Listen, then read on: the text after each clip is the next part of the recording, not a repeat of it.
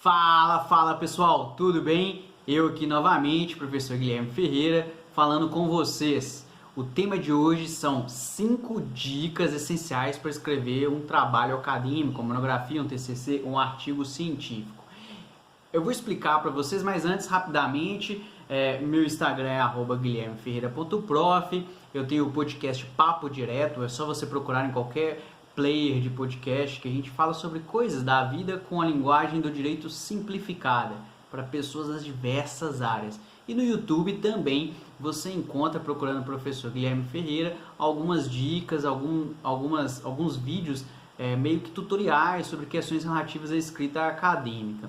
Pois bem, pessoal, na semana passada a professora Luísa Soalheiro, até recomendo muito, principalmente para quem estuda para o OAB, @soalheiroluiza, ela me convidou para fazer uma live e fizemos essa live dando 5 dicas essenciais para começar a fazer um trabalho acadêmico.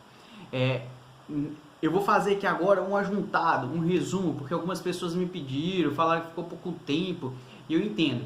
E lá também é 1 hora, então aqui eu quero fazer algo 10 minutos no máximo.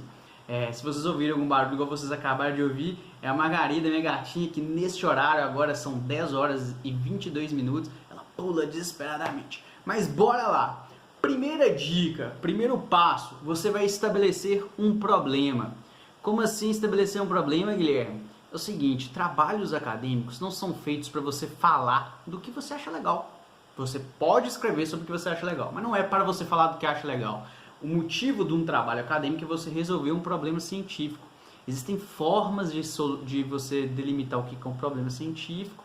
Recomendo a leitura de manuais sobre metodologia, mas a ideia é essa. Você pensa, eu estudei aquela matéria, eu acho que aquela posição do Supremo Tribunal Federal é errada, ou existe um debate, existe um fato novo, e aí você cria um problema sobre isso e vai estudá-lo, investigar, para saber a resposta deste problema.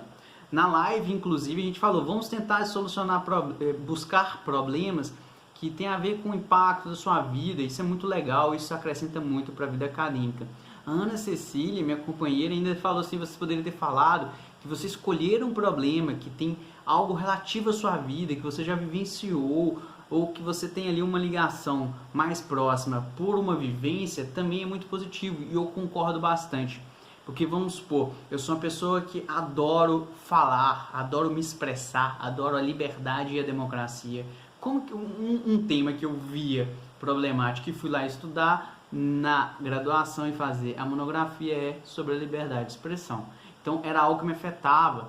Ou então hoje eu trabalho como professor, posso escolher uma pesquisa sobre docência e assim é muito mais fácil. Isso é escolha um problema e delimite ele, faça ele pensando, eu preciso resolver esse problema no tempo que eu tenho para fazer meu trabalho, beleza? Segundo passo, você vai fazer uma leitura imersiva que não tem necessidade de você se preocupar com os detalhes.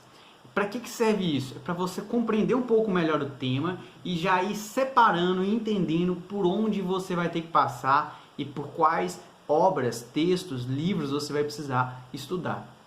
Isso é muito importante porque no início a gente vê o tema assim. Depois que a gente faz a leitura, a gente vê sim, com várias coisas. E aí a gente vai fazer o terceiro passo. O terceiro passo é planejar. E esse planejamento na pesquisa científica, ele tem várias formas de se dar. Você escreve projetos, mas tem atalhos. Ou melhor, tem aquele ponto que é muito específico e eu acho que são 2 pontos.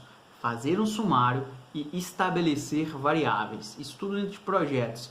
Então, o que é o sumário? O sumário projetado é você escrever, assim, capítulo 1. Não precisa falar de introdução. Capítulo 1, aí você vai descrever a situação do seu problema. Capítulo 2, o que é o marco teórico, ou seja, qual que é ali a matriz filosófica ou teórico que você vai trabalhar, o conceito que você vai partir para poder estabelecer, capítulo 4. Então você vai desenhando, é um projeto, você pode vir a mudar os elementos que você precisa passar. Inclusive, eu faço o seguinte, quando eu estou fazendo o sumário, eu já vou colocando dentro do sumário, meio que em tópicos, meio informal assim, preciso falar daquilo, preciso falar disso, o autor tal fala sobre isso, que aí isso fica ainda mais encaminhado.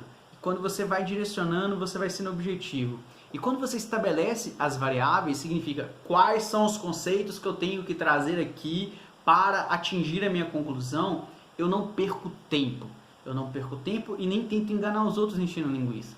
A grande maioria dos trabalhos na área de humanas aqui do direito, que você vê lá a parte histórica não altera a conclusão. Você saber ou não saber a parte histórica não muda nada na conclusão. É culto, é legal, mas não é parte daquele trabalho acadêmico.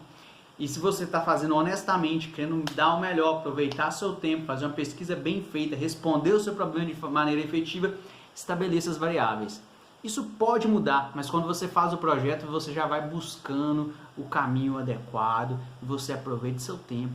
Nada é melhor do que tempo. Olha como eu estou falando blá, blá, blá, adiantado, porque eu não quero que você coma o seu tempo. Quarto, separar bibliografias básicas e bibliografias aprofundadas. E por que eu separo assim? Então, quando você fez aquela imersão da dica 2, você percebe que alguns autores são sempre citados.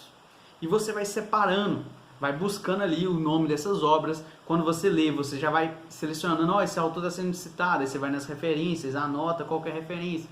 Então, você faz aí um grau de mostrar para você mesmo quais são as obras, bibliografias básicas e aquelas mais aprofundadas, que você achou, que geralmente não é muito citado, mas que parece ser um bom texto.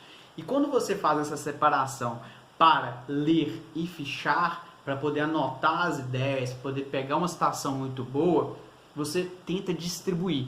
Vamos supor que tem lá 10 livros de bibliografia básica. Lê 2 ou 3 primeiro, e depois vai lá na bibliografia avançada, lê mais 2, 3, e vai anotando e vai preenchendo ali o seu conteúdo. Por que disso?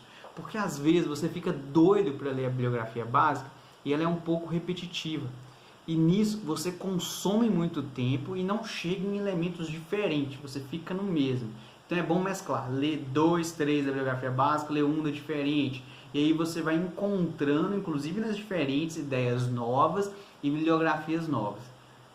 Porque eu já cometi o erro de ficar ali pegando o manual e ficando lendo a bibliografia básica muito tempo e não li as coisas diferentes, coisas mais novas, as coisas que realmente tinham para acrescentar do meu trabalho. Então você lê, ficha. Se você não sabe o que é fichar, a gente pode conversar aí, peça um vídeo, a gente faz um vídeo, inclusive eu peço, se você está gostando, dá like, curta, comente, tudo isso para ajudar a aparecer nas buscas, nas pesquisas de outras pessoas. E o quinto, e das melhores dicas que eu tenho para os meus alunos, é escreva. Não fique só na leitura. A cada 4, 5 horas, tente escrever uma. Mas, Guilherme, escrever 1 hora é difícil demais. É difícil demais. Tem vezes 60 1 hora, escreve um parágrafo, sai parecendo que malhou pesadíssimo, fez um treino de crossfit. Mas, escrever é hábito. Você escreve bem se você escreve muito. Ler é uma coisa que ajuda muito na escrita. Assim como você saber regras do português, assim como você saber a gramática, assim como você ter uma mente tranquila, sem problemas. Só que escrever é o que ajuda você a escrever melhor. E escrever um artigo científico, escrever uma monografia, precisa desse exercício. Então, tente separar momentos que você vai sentar e escrever e que eles não tenham um espaço muito grande de dias de um para o outro e nem tente sobrecarregar em um dia só. Não tente sentar 6 a 8 horas num dia só. Tente distribuir 40 minutos, 1 hora e meia, que você coloca na sua agenda, coloca na sua cabeça, vou sentar aquele horário. Ah, mas eu não estou tendo ideia nenhuma. Não tem problema, senta e começa a escrever. Olha para o que você já leu e fala assim, vou escrever sobre isso ali. Força, reescreva, escreva. Quando você também está escrevendo e não dá mais que uma semana é muito, mas 4, 5 dias de um espaço para o outro de dia de escrita, você não precisa ficar relendo, a sua cabeça ativa. Você começa, na hora que você vai dormir, você lembra, você já tem criatividade. Aí vai uma outra dica bônus aqui. Se você teve esse insight enquanto está na hora de dormir, tira o seu celular do lado, abre o gravador. Às vezes faça igual eu faço. Eu tenho um grupo do WhatsApp só comigo. Abro, falo áudio e no outro dia transcrevo. Dou uma adequada, claro, e assim eu tenho algo escrito. Gente, escrever não é fácil, é um desafio para todo mundo, é um desafio para mim, mas eu acho que essas dicas podem muito ajudar vocês. Eu sou um pesquisador, eu sou um doutorando, pesquiso desde 2007, aí uns 13 anos denunciando a minha idade, e isso é prática da experiência. Às vezes você vai pegar um livro, vai ler sobre isso que eu estou dizendo, mas não dessa forma tão prática, e esse é o objetivo, te ajudar nesse caminho da escrita acadêmica. Tranquilo? Eu sinto aí grato por você ouvir tudo isso, eu sinto grato pelo convite da professora Luísa na live, porque aí fez eu estruturar isso, fez eu ter essa iniciativa e agora disponibilizar para vocês. Curte aí, comenta, principalmente lá no YouTube que eu vou postar, siga o canal, tudo isso, porque isso ajuda a aparecer nas buscas as palavras-chave para outras pessoas. Um forte abraço, bom trabalho acadêmico para vocês, qualquer coisa me chame. Tchau, tchau.